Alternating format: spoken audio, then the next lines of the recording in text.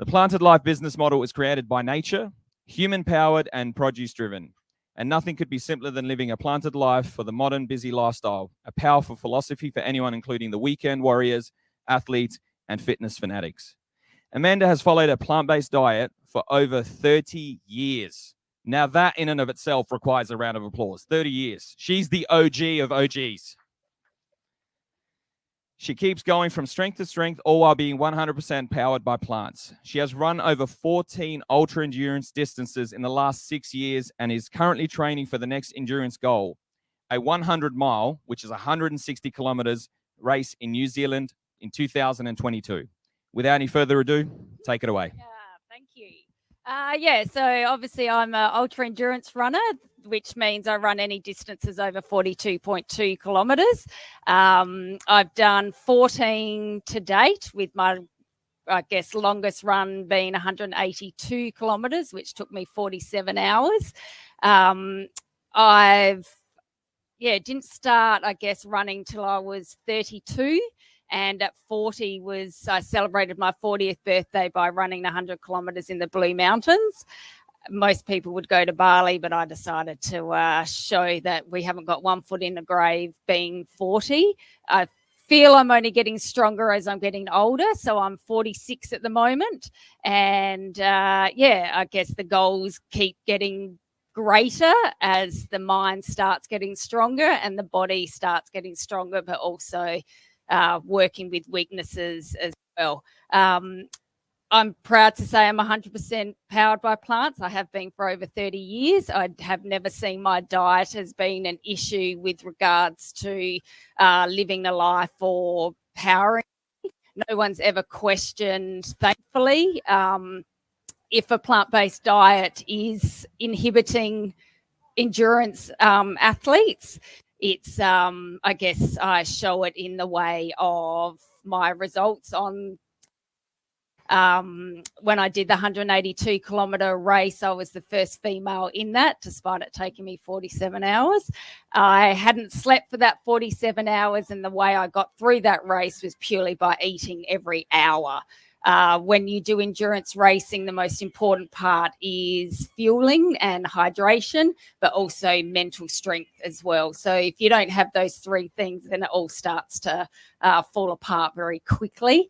I'm also a run coach. I think from experience, it allows me to understand and tap into people's potentials. People often say that, especially with running, I have weak knees, I'm not strong enough, I'm not fast enough. But basically, the simple part of running is, at the end of the day, one or the other. And that's as simple as that. But when you start getting into endurance racing, you have to start factoring in foods as well. And outside of racing, basically, my diet is consumed to look after inflammation, energy levels, and looking after, this whole tool. As a female athlete and an aging female athlete, I also have to be very aware of, supplements or the nutritional requirements. I don't supplement just because I'm a vegan. I supplement because the demands I put on my body, and I only understand what I need to supplement with is through having regular blood tests. So it's understanding as a whole what your body requires, not just saying because you're vegan, someone says, oh, but you need to have iron, you need to have calcium, you need to have more B12, which, yes, you should be supplementing with B12. But basically, I let the bloods dominate what I need to supplement at a time. And if I'm putting my body through a high stress, then I need to definitely supplement more. I do suffer low iron, but that's not because I'm vegan. It's because of the stress I put my body under. And so every 6 months, I generally have to have an iron infusion. And that's just to top up levels to make sure that I can keep running. Most of my running is done on mountains. It's done with elevation gains on races that are over 100 kilometres. The elevation gain is anywhere between 8,000 and 10,000 metres. So there's a huge requirement for oxygen and the requirement of the demands of the body. One race I'd done in the Victorian Alps was the day before I found out that I was at basically anemic levels for bloods.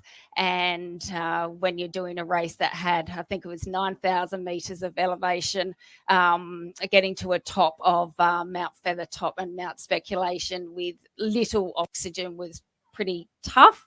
So this is where the growth mindset and understanding how to dig deep and understand how or what fuels you will get you up and over a mountain. So I don't know whether you've got questions. Yep. So you're saying when you do those marathon races, you eat every 1 hour? So fuel carbohydrates up to 30 to 60 So what sort of food grams. are you eating? Is it just So, obviously carbohydrates? Yeah, or... yeah. So for ease and because it's all to do with weight as well, if most of my races are self-sufficient and they're not like running a road race where you've got taps and shops or aid stations. There are aid stations in races, but they can be up to 20, 30 Ks apart, and that 20, 30 Ks can take you 8 hours. So you basically have to be self-sufficient. So I'll have gels because they're pre-packaged, they're easy. I will roast potatoes, rice, sushi rice, because it's got nice sort of sweetness to it. Yeah. And things like fruit straps.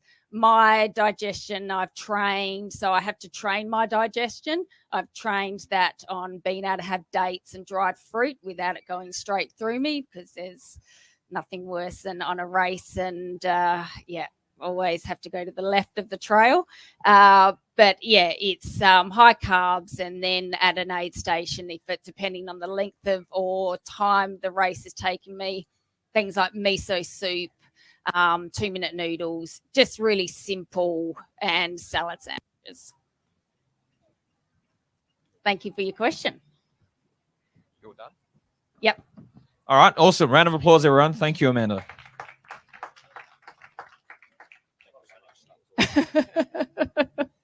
All right, next up, Sam spent countless hours sculpting, chiseling, and building his physique, and it clearly shows.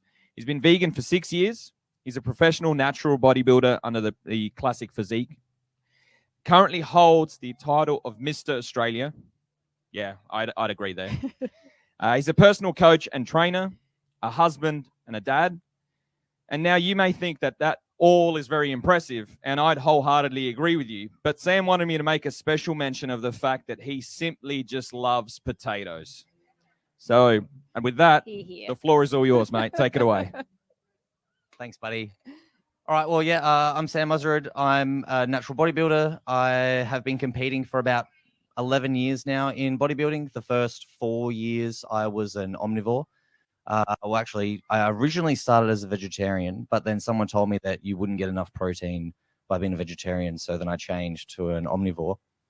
But then together with my wife, we watched something that changed our minds on how we eat. And then we went vegan. And from that point on, I grew a lot faster in my bodybuilding career. Funnily enough, carbohydrates are amazing, and potatoes are really, really awesome at providing that. So having more carbohydrates, I actually had more energy and could train better than what I was eating before, and I grew more muscle. So then in 2016, I got my pro card with the ICN, which is a natural bodybuilding federation. So I got my pro card as a vegan. I wasn't able to compete. Yeah, go vegan. Wasn't able to compete in any national events for a while. COVID was a little bit of a kick in the teeth with that side of things just recently. My first competition in the national event I won was 2020. Yeah, there wasn't a whole lot of competitors, unfortunately, because of COVID, so they couldn't travel. But I still won, which was good. And then I was planning on doing another competition this year, and yeah, unfortunately, that also got cancelled. So back to the drawing board, trying to build more muscle. But through this whole prep phase of like trying to shred your body down and then grow, I've managed to keep increasing my calories which has been really handy at trying to build more muscle. Obviously, you need protein to build muscle. I get plenty of it through the plant foods that I eat. I'm really, really boring with my food. There's nothing super exciting. I love potato and I love tofu, and I mainly just eat those two things, and they work for me. Now, everybody's body is different and requires different things, but for how it's been working for me, it's been great. Like you mentioned, I get my bloods tested, and I am afraid of needles, so it's a really traumatic event for me.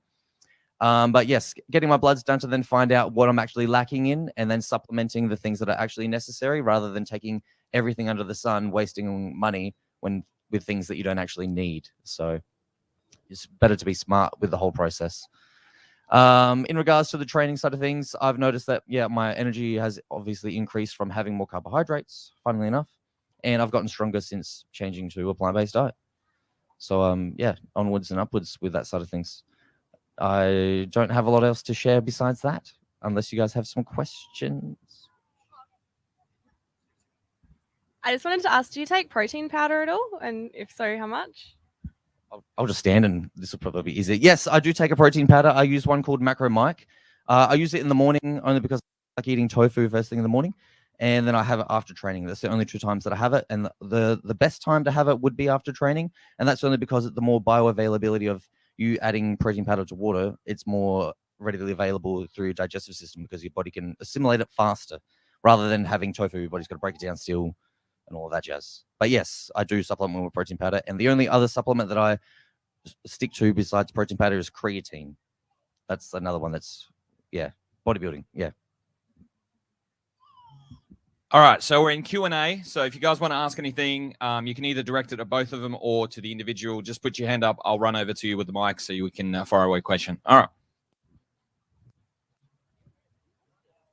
Yeah, Sammy, can you tell us a little bit about your business, the base, what you offer your clients, and sort of your training as well?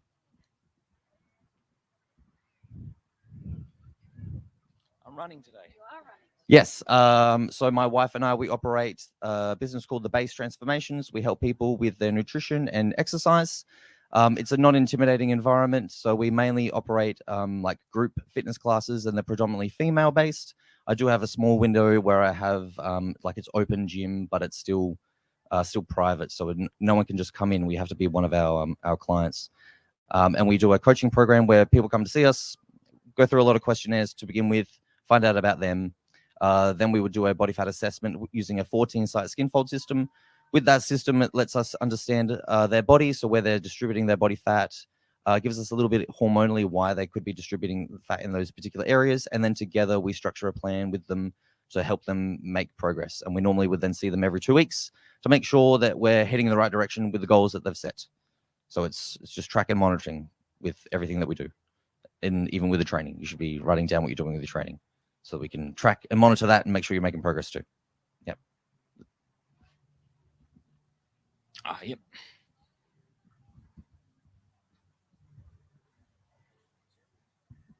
Thanks. I've got a question for Amanda. You mentioned there's those 3 key elements to when you're doing endurance running, and there's the mind aspect. Can you give an example of maybe where you've used your mind to trick your body into doing what you do, and maybe also maybe in reverse, where your mind, as you start to fatigue, where your mind's tricked you in some type of way? Good question for Halloween. Yeah, I've definitely during races that typically a 100K race with an elevation of about 6,000 meters will take me anywhere between 10 and 12 hours. Anything above that 8 to 10,000 meters of elevation can anywhere be from 24 to the 182, which took me 47 hours. Sleep deprivation you can't train for, so everything else you can train for. You can train to receive fuel. You can train obviously physically, both through the act of running and strength training, and then strength and mobility, but you basically can't train the mind to deal with lack of sleep. And what's that? Yeah, that's when I was like 20. Yeah, I was good then. So definitely the mind switches over into hallucinations. Thankfully, I was very lucky to have hallucinations that were kind to me. I was able to hallucinated sandwiches in puddles of water as I hugged my husband, that there was no puddle of water and there were no salad sandwiches in there. Yeah. I'd seen polar bears drinking cups of tea on the side of the road, bears reading the newspaper. And then as the race went on, I'd sort of delved, it all got a little bit darker, trying to get through wooden doors. So basically, I always had to keep reminding myself to come back to where I was. It's about focusing on the present moment, not being in endurance race, you can't go too far ahead of yourself. You can't think at the start, oh my God, I've got to get to 100 Ks. It's like, I'm going to get to the next aid station. So when your mind is suffering, probably suffering more than what physically the body is, it's about breath work, and it's about reminding yourself about where you are, if you actually know where you are.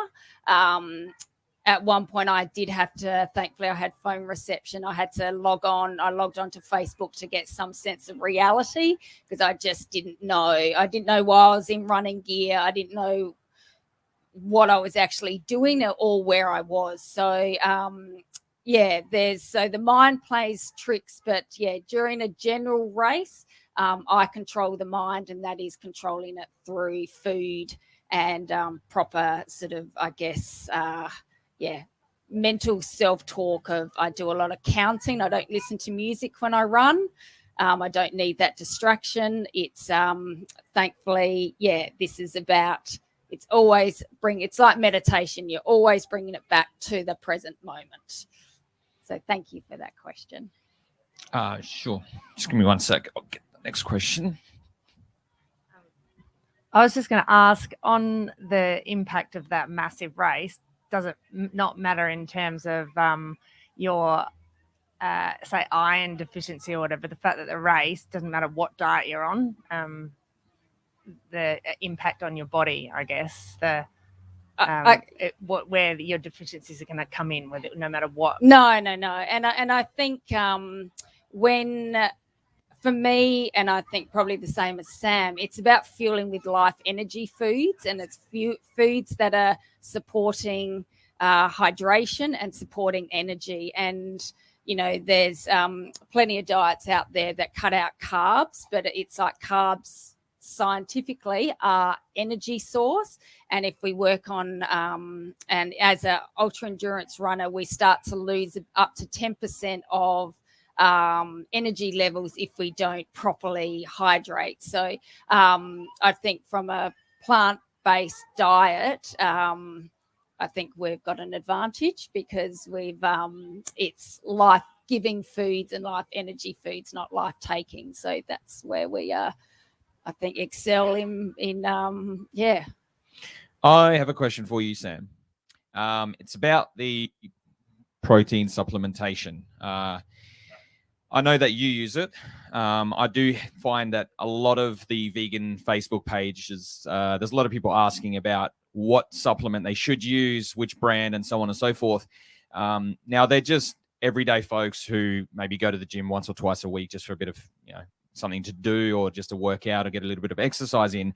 Do you think that there's a society that's kind of over consuming these supplements and these products, and that it might have some sort of detriment, not just to their hip pocket, but just in general for their health? Is it necessary? Is it just one of those fads?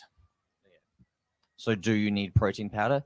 No, most people just need to eat more food. Most people, when they come to see us, they're just not eating enough food to help their metabolism to work better, or they're not actually exercising hard enough to stimulate their muscles to want to grow. So you don't really need protein powder unless you're working in an extreme environment of, hard training. So if you're eating enough food, you're going to get more than enough protein than what you need. And that's never really an issue for most people. I've never actually had any client that's like, oh, you're not getting enough protein. I think the studies have shown that you only need to be having like 0.7 grams of protein per kilo of lean mass. And so for most people, if you weigh 50 kilos, you only need to be getting like 42 grams of protein a day, and that's an adequate amount. and you'd get that through the trace elements, even as a vegan, through like rice and oats, or there's even a fair amount in potato. Yeah, good old potato. So yeah, you don't actually need a supplement with protein powder unless you're doing some more hard physical training. Or the only other benefit for a protein powder is if you don't have time to eat an actual solid meal and you need to get some form of satiation, then protein can be handy in that aspect. But you're looking at like $2.50 a pop, pretty much. Yep. Thank you. That's awesome. Amanda, I do have a question for you. Have you always trained for like endurance style events, or did you just wake up one day and think, you know what, I want to run 160 kilometers, and for God knows what reason? Just let us know what led you to that. Were you always fit? Were you always like that, or did it just sort of change somewhere along the line? Yeah, I was I was always fit, but then obviously I probably fell off the wagon in between the ages of 20 and 30, where I was living in the UK. I was a party girl. I, indulged in all of that. But I think what kickstarted the endurance was the closer I got to turning 40 was the more that people were saying you had to really hang up that life was over. And I was really kind of confused by that, just saying, geez, we're only bloody 40. Like, I haven't got one foot in the grave. So, yeah, it was a very weird, it was challenging, I guess, their perceptions of how people saw age or how we see our bodies. And I refused to, let age dominate what I can actually do. So I think and the older we get, I guess we become a little bit more stubborn, we become a little bit more determined, but also I'm up for a good fight. And I think that's what endurance running allows me to do. But yeah, it definitely was a natural progression. I started at 32 doing my first half marathon. And then I think your goals start getting bigger. I think in this where we are, people will do a marathon, then they'll say, I'm going to go do a 100K race. It's like, why wouldn't you just enjoy getting faster at a marathon and then let the natural progression of distance happen? And the slower you do it, the less you're going to put strain on your body. So they say it takes 7 years to build up proper endurance. And then, so I'm in my 7th year of building endurance, and I kind of feel, to me, yeah, someone will struggle at a 2K run, but that's probably because they've run no more than, what's that? Yeah, your muscle's so different to mine. I tried running the other day. It was very, my knees. Yeah. But if I lifted like you, I'd probably break my back. So it's not rushing where I start. Everyone's starting point is different. My starting point at the moment is it will take me 6 months to properly train for a 100-mile race. But I could probably go out next week and do a 70K race and not really have any issues. Thank you. All right, another question. So a bit for both of you. After a big race or after a big comp in recovery mode, what would your diet look like? Well, my competitions are really weird because I'm not doing anything super physical in like burning heaps of calories. I'm, before a competition, also starving myself to try to make my skin look as tight as I can. So I look like a weird, tanned, sparkly weirdo on the stage. I compete in the weirdest sport possible. It's really odd. But for me, then after a competition, I just want water. I just want some hydration. Is the main thing that I would have after a competition. And then ideally, I don't want to blow out too much, because most people, when they compete in bodybuilding, because of that starving themselves to a degree, they go and eat way too much food, and then you can put on a lot of fat very fast. And you don't want to do that. You want to try to make it as a slow progression to reverse diet. So last time we went out and I had some tofu and some steamed vegetables with the missus. But water was mine. Coconut water, actually, was the biggest thing for me. Yep. Yeah, so after a race, if I've done 12 hours purely on carbohydrates, gels, then my guts are not in a great position. So I will just crave sauteed kale, soups, anything, because my digestion has taken a big hit. So, and also I don't have the energy to eat a proper food, to eat sort of food where I have to chew. So I'll soups and anything like a smoothie, protein shake, anything where I don't have to use energy to eat is the food I'll go for. But yeah, my guts can take a hit for about a week after an endurance race. So it's just basically, but my body will crave kale and tofu and beetroot, all the foods that, the body's just wanting to gain energy from.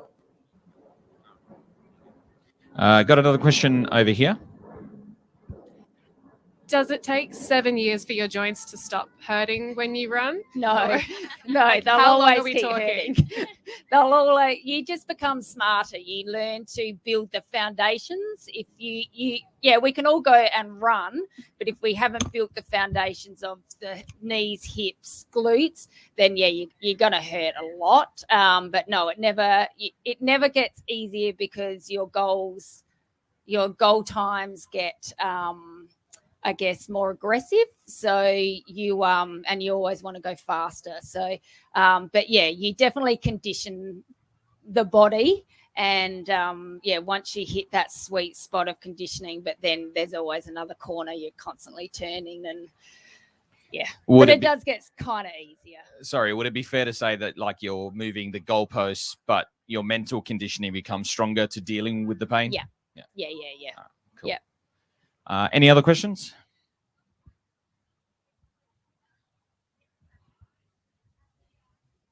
I've got a question for both of you, actually. I guess you're doing two very different things, but Really? yeah. But where do you see the crossover between the two things that you're doing? Is there things that you share? Discipline.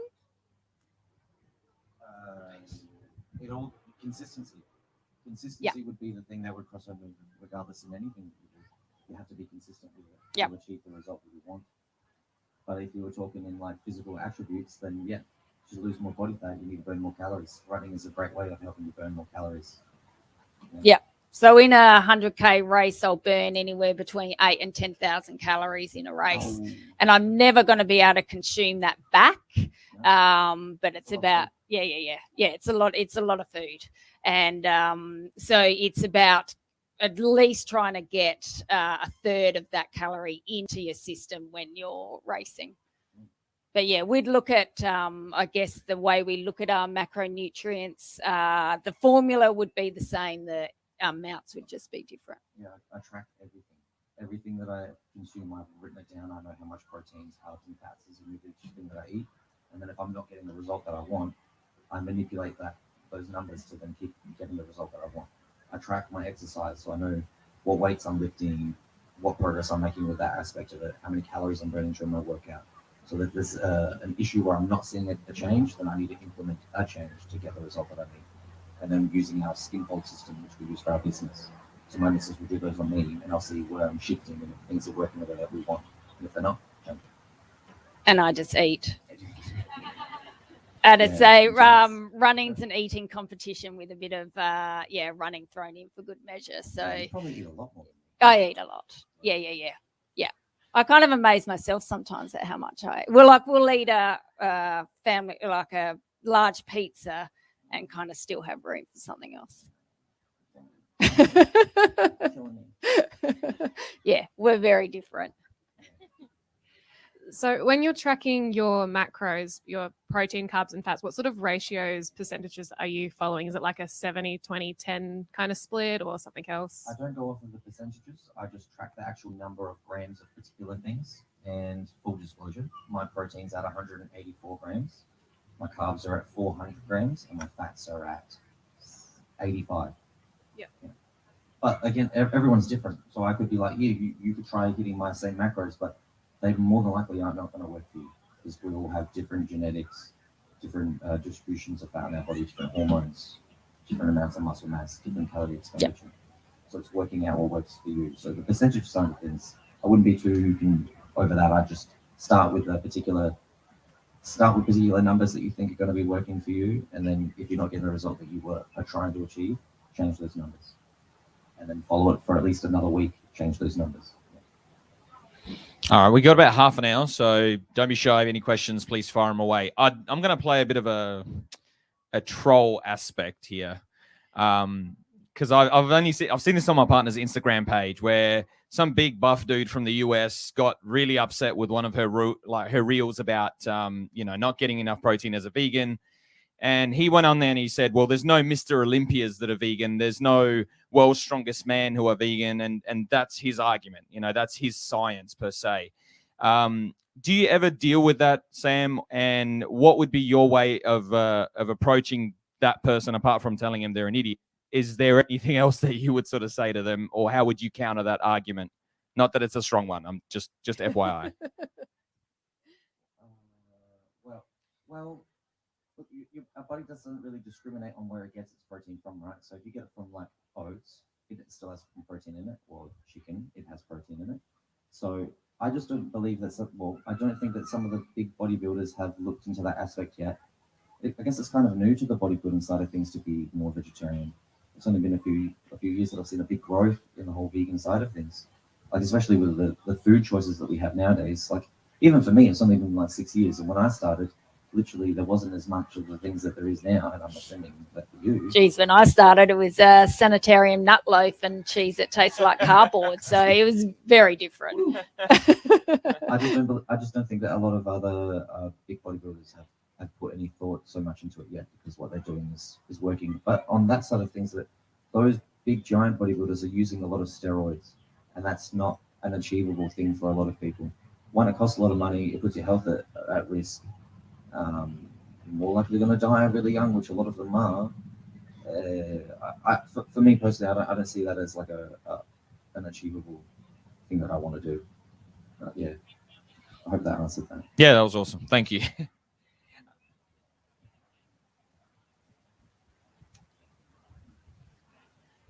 Thanks. I do a lot of weight work, obviously, in the gym, and now I've started up doing a bit more running. So I do both, and obviously I flip between the two within the week. I want to know what would be a good breakfast or a good meal, really, for doing both. So if I know I'm running 23k in the morning, what would I need to have for breakfast?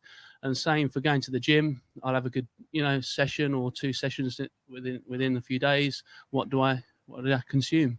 I'd probably do the run before I do the strength work. And generally you would eat, if you're going to go do a 23k run, I'd have some oats with chia seeds beforehand. Yeah. Slow digesting. And then you could, if you didn't want to have oats, you could have a bagel with peanut butter and jam, or Vegemite's always a favorite. But yeah, definitely do your run before strength work, because your run will suffer from doing. No, either one will suffer. Either one will suffer. So have a good break between the both. Yeah. Whichever one you want to prioritize, but making sure that you're eating nutrient timing for what you're trying to achieve. So like if you're going for a big run, make sure that you have a lot of carbohydrates to fuel that run, and then make sure that you have an adequate rest between them when you go to do your weight training, so then the food that you're then consuming within that break time is helping your muscles to regenerate, glycogen to go back into your muscle cells to help you for your weight training. But then again, as soon as you finish your weight training, you want to make sure that you're eating more to make sure that you're repairing and helping that body stop the catabolic process as fast as possible. So just make sure that you're eating enough for the requirements of both types of exercise that you're doing. And it's also probably what's more important is what you ate the night before, as opposed to what you eat in the morning. So for any say endurance run, it's not the sleep you get the night before, it's what you've had the 4 days before. And it's with food, it's like not necessarily, because basically your body can't do any more the night before. But what you can do is adequately fuel and hydrate the day before, so you're going into your session completely hydrated and with a good amount of glycogen in the system to energize you for your efforts that you're going to put in. But definitely don't have protein before a run.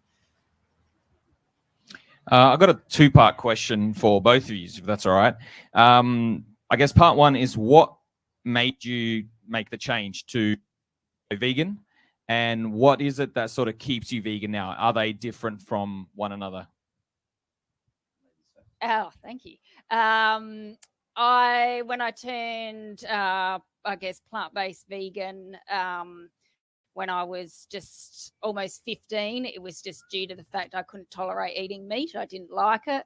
I had a shortened esophagus, so I found meat really difficult to digest, which was probably a little bit of a worked in my favor. I never really liked eggs. They came out of a chicken's butt, and I never ate fish because people urinated in the water. So they were really simple, just nothing scientific. For me, the evolution of my diet has definitely been influenced through knowledge. It wasn't started because I watched a documentary. I don't think they were probably around then. It was just purely a physical, how it made me feel. And then from there, the different aspects of awareness has driven the continuation of a plant-based diet, but also for health. I want to be running a marathon when I'm 100, and I believe to do that, you have to eat life-giving foods, not life-taking foods. And I watched a documentary, but it wasn't so much a documentary. It was on YouTube. So we had some friends over for dinner.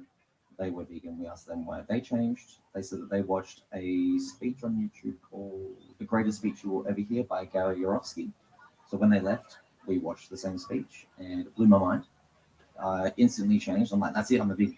So I threw out everything that I had that was non-vegan, even my non-vegan protein powders. And I instantly felt better, and I was able to train better. And so I was like, well, this is crazy. It actually works. So I then stayed as a vegan. And so I originally changed for ethics, and now it's the health and ethics. Yay. And gains. Ooh. Yeah, I kind of feel a bit gypped sometimes. I want to have that sort of light bulb moment. I want to have that, I've been a vegan, I've better sex, I've had I just feel that's a given. So amazing, blah, blah, blah. And I kind of feel doing it so long ago, I've kind of missed out on all of that awareness. So, I almost want to be a born-again vegan. I started and I was like, oh my God, why didn't I do this before? And then it's kind of like going in front of everyone like, why are you all doing this? Why you all got these things over your eyes? Crazy people. They will eventually. Yeah.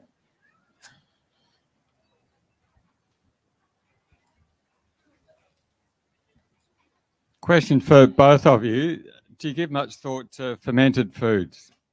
Absolutely. I have to keep my guts in good condition. So my diet is heavily on homemade kombucha, sauerkraut. So pre and probiotics are really key but I think that's a key to health. So, but I need to, endurance running puts a huge strain on your internal systems, and I need to know that everything's in good working order. I want to be able to poo good in the morning before a race because I don't want to do it during a race. But it is, the key feature is always focusing on what gut health is doing. So yeah, fermented foods play a very high part in my lifestyle diet. Yeah, I don't pay too much attention to it, but I do have a fair amount of tempeh, and that is fermented. Yep. But that's probably the most that I go through. I go through little phases where I'm like, oh, this looks like a fancy kimchi or whatever it is, and I'll use some of it, but then I get lazy and I just go back to my normal basic food. Yeah, it works. Yeah. Yep. But yes, gut health is important. Any other questions? Yes, out the back. For Amanda, have you ever weighed yourself before and after a race and just query how much do you lose over that far distance? Yeah, generally the weight loss. So sometimes in races they'll weigh you during a race. Up in Queensland, because of the humidity, they will weigh you before and about in 100. Any race that's over 100, they'll weigh you twice during the race. They'll pull you off if you go below losing 5 kilos in a race, because basically you're becoming dehydrated. Although in ultra endurance races, you have more chance of being overhydrated than you do dehydrated. But I will generally lose anywhere between 2 and 4 kilos in a race, but that is purely basically more hydration than it is anything else, and then I'll put it back on pretty quickly. But races are very it is about the health of athletes and making sure you are not if you're fueling every hour, as I said, you'll burn 8 to 10,000 calories, but you're never going to get that back. But there is the percentage where they just monitor that and make sure you're not losing too much. So the run would get easier the further you get in because you're lighter. Absolutely. Floating, that's said a bit loosely, but no, everything becomes lighter. Your pack becomes lighter, you become lighter, your mind probably becomes heavier, but you do notice that your compression tights aren't as tight anymore. But I'm a runner who retains a lot of fluid as well, so my I'll end up with cankles, and my fingers become little cocktail sausages because that's where the fluid goes. So it's attractive. It's not an attractive sport. Mine kind of does that after I've competed, and if I've eaten too much food, I'll blow up too. I have a question about, I guess, body fat percentage. Do you ever track yours, Amanda, at all, just to sort of see where you're at? And Sam, I guess it's pre-comp and then off season basically, and during comp. Where do you sort of sit at in those sort of numbers? Well, your numbers probably mean more. Yeah, mine's all about the numbers. Yeah. So I try to get my body fat as low as I possibly can, and the lowest I've gotten to is about 5%. And then in my off season, I try to not go any heavier than 5 kilos off what my stage weight was, because otherwise I'm just getting fat and I'm just eating too much food that I shouldn't be doing at night time. Mainly. Story of my life. Yeah, peanut butter sucks. It's good, but then, it's the devil. Chips, man. It's all in the chips for me. It's those potatoes when they fry them. But no, I will definitely, I generally don't look at scales. It's more how I feel. Of course, the lighter you are, the quicker you're going to get up a hill. But generally, it's I'll know when I'm putting on weight, and that's probably in my off season. Generally, I just eat a lot. My sport's not healthy. Like, to be really low on body fat, and you can't stay there. It's not sustainable. So it's only there for a short window, and you're back to a normal amount of body fat. It's a very extreme real sport. What are those numbers like that you would say are in the healthier, normal, somewhat sustainable range for men and women? If you've got some, I'd say for a male between 10 to 15% is very optimal. But then for a female, a little bit higher, because if your body fat gets too low as a female, then your reproduction cycle can start to not work. So for a female, roughly between 18 to 24 would be ideal. I mean, we always want more though. So someone would come in and they're 18% and I want to get leaner. Okay. Why? Do you want to compete? No. You're fine. Just eat better. Feel better. Yeah, it's the same in endurance. Most people just want to lose 3 kilograms. It's like 3 is the magic number. So, yeah. With regards to injury prevention, and they often say that athletes that train vegan have a better recovery if they do have any setbacks, either, I guess, surgeries or sprains, strains, and that sort of thing. Have you noticed any difference? I guess for you at 15, that's probably a little bit harder because you may not have had a lot of injuries when you were younger, but have you found that either of you have responded better on a vegan diet when you have had setbacks?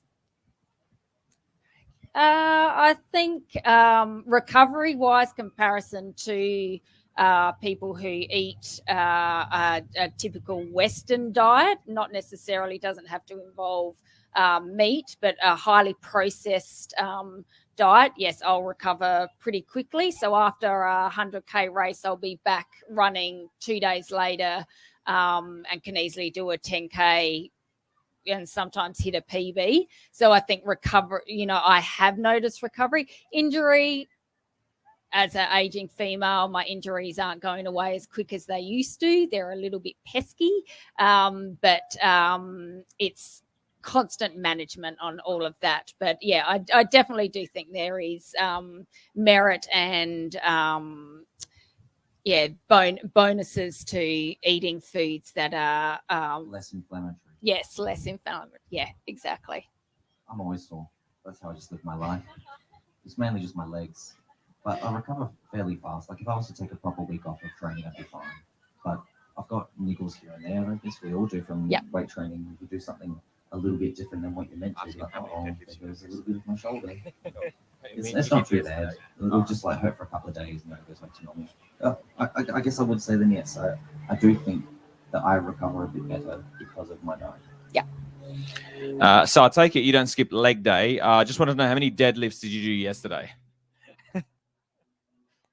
Yesterday we did 10 sets of 10. It was only 140 kilos, but it took us like an hour. Only. Okay, cool. It was a light day. Yeah. All right. That explains the soreness. That's why he's sitting down and I'm standing up. I was going to say, yeah. Is there a reason behind that? I mean, you run a lot. You'd think that you'd want to be sitting as well. But, I can't sit. I find it difficult to sit. Any other questions? I think there was a question here. Yeah, just one second. Is the Vegemite in the supermarket vegan? Yes, it is. So it's just been given the Vegan Australia tick of approval. So it's you'll find there's different brands going through Vegan Australia and getting accreditation on their labels, and Vegemite is one of them. Accidental vegan. Yeah, Oreos. I like Oreos. Yeah, you gotta love those products. Actually, I got another question, like for both of you, because I know they're different disciplines. So let's say we'll use me as an example. Amanda, if I came to you and I said, I want to run and I want to do the 100-mile for some unknown reason, I just felt like this is what I want to do. In the current state that I'm in, and I know it's a hard question, but how long would you say it would take if I was to train hard and under your instruction for me to go from where I am now to sort of having that good performance? I'm not going to say I'm going to be breaking anyone's records anytime soon. And Sam, I'll ask in the same way for sculpting down, getting onto the stage. Yeah, like I want to get onto the stage. Yeah. No, maybe not in Mr. Australia or anything like that, or any of those titles, but just want to compete locally. Let's just say amateur bodybuilding. Yeah. Cool. So whichever one of you want to go first, let me know what you sort of think. I guess Be as brutally honest as you want to be. Just FYI. The questions of how much can you dedicate to training. That's first. So what I will do is assess someone and go, okay, how many hours per week can you dedicate? When are you able to do a long run? Would probably look at doing 2 to 3 days of running, one long run, but we'd start off with a run walk. So if you want to do 100 miles, depending on the course, I reckon 2 to 3 years you'd get there. Okay. Cool. Love it's it. Endurance for a reason. Yeah, no, I love it. It's good to know. I'll never attempt it, but okay. Never say never. Very true. Well, we use a scheme called caliper system, so I'd be able to then tell you what your actual body fat percentage is. Probably about 40%, but yeah. And then we would calculate how much you need to be losing in order to achieve a particular goal. So if you think that you're at 40%, a healthy fat loss would be anywhere from like 0.3 to 0.5% of your body fat a week. So if you needed to get to 5% to compete, then I'm not best at maths because I'm not a PT, then I'd probably say at least 40 weeks to lose all of that mass. Yeah. And then we would be able to see what lean mass you have, like more predominantly. And then we could see if you needed, well, there's always heaps of different categories. So you'd be able to fit in one straight away, or if you wanted to look a particular way, we would need years to build more lean mass. It takes a long time. Love it. Yeah. Awesome. Thank you. Any other questions? Yeah.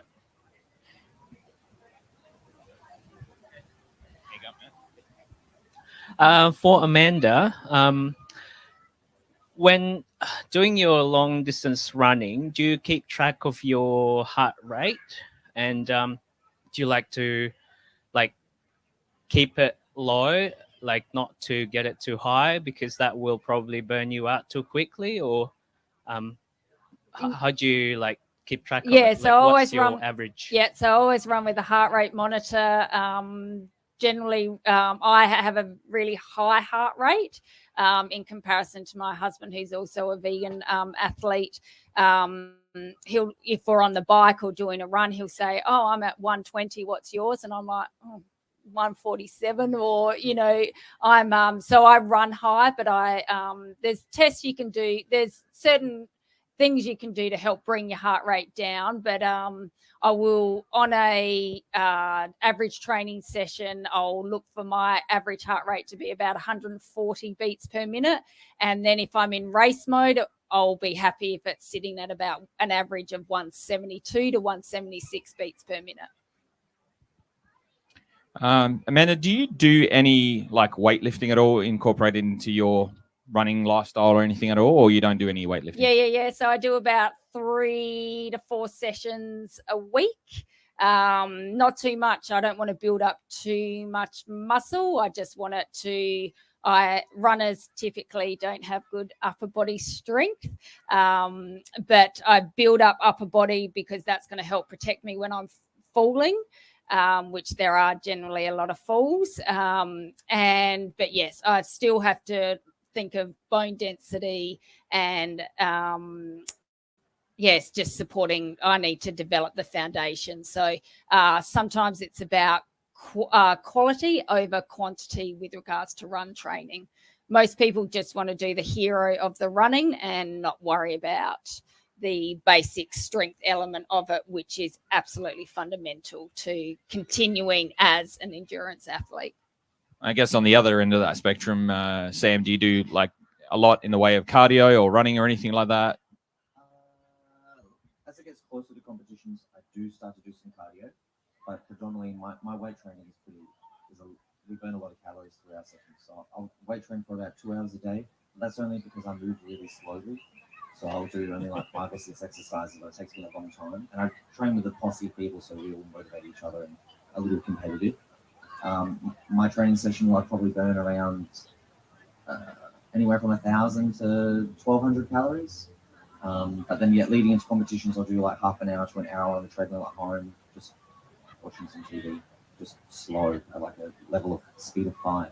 So there's no like hurting my ankles and knees. And no incline, nothing scary, just an easy pace walk. I like that. I like your training. I might have to take that up. I'll do little like sneaky things where I'll park like as far away as possible when I'm going to the shops. So like, I've got to walk heaps far to get there. Because half the time I'm sitting down. So yeah, I'll do little things like that, or take the longest distance to get to where I need to. Yeah. Anyone else? Yeah.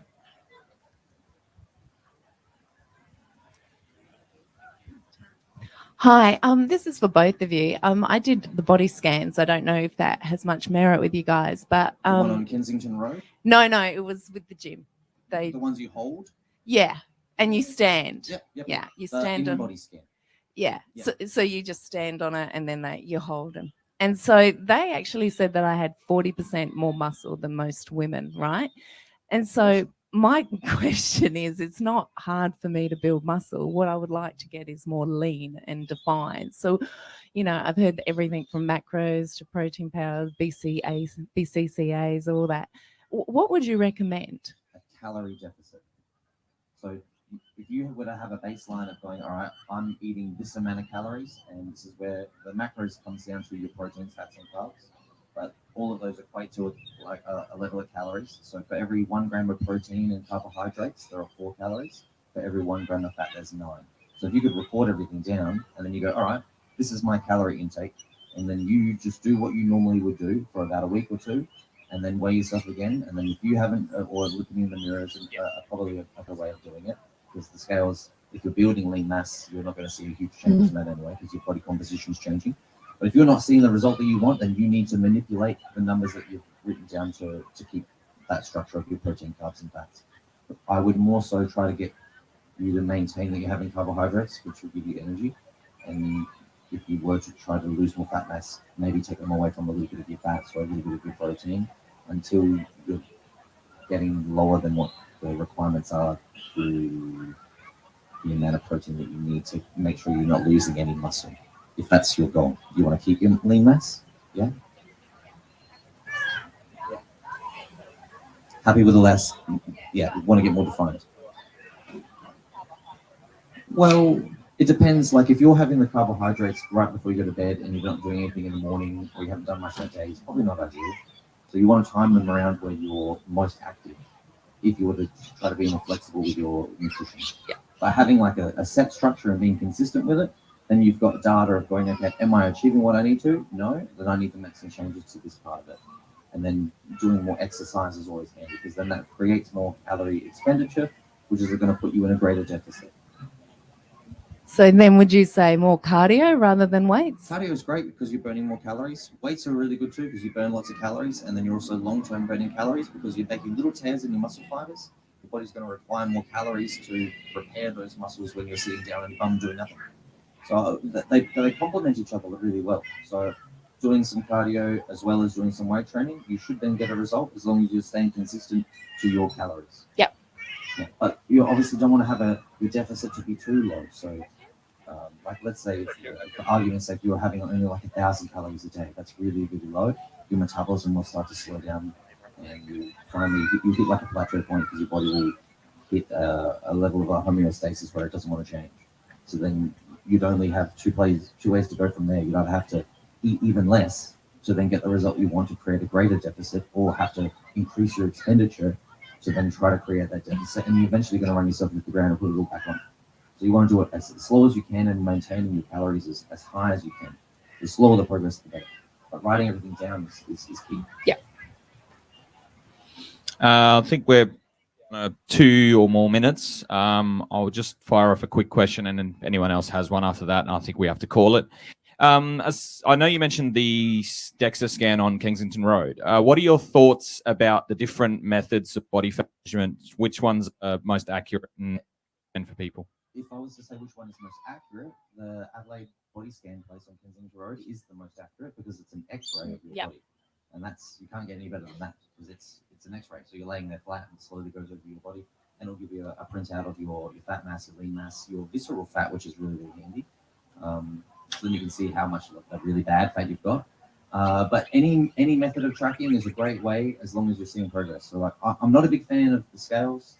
Unless you know that you're holding a lot of body fat, then you need to be dropping weight. But the scales aren't going to tell you what's going on with your lean mass. They just give you a number of those two things combined. We use skin fold calipers because then we can actually see where it is that you're distributing your fat and seeing where it's changing.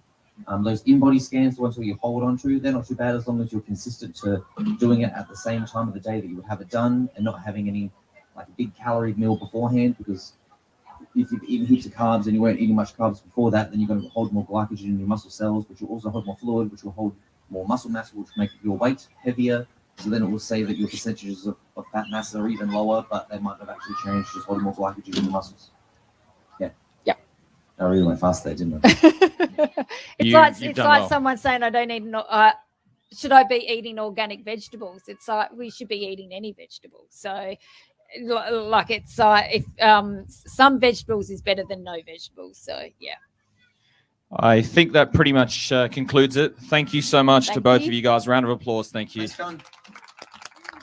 And people, you okay with people just coming up having a chat with you guys after this is over? All right. So are you going to be anywhere in particular, or are you just going to be walking around enjoying the day? Lunchtime. All right. This is a cheat meal day. There you go. Find them wherever they're at. Tap them on the shoulder and give them some questions or some love. Thanks, guys. Appreciate it.